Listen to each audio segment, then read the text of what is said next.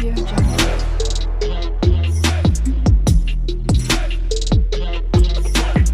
Audio Jungle.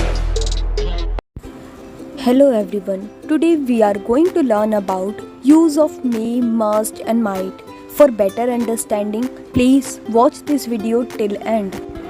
Use of may. We use may in different conditions. Let's see one by one. So first one is may is used to ask formal permission. For example, may I go outside?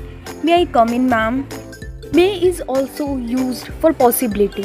For example, she may clear her doubts. I may not have the time to meet you. Third one is may is also used in expressing a wish. For example, may God bless you. May his soul rest in peace. Now let's learn use of might. Might is used to show past possibility. Example is it might rain this afternoon.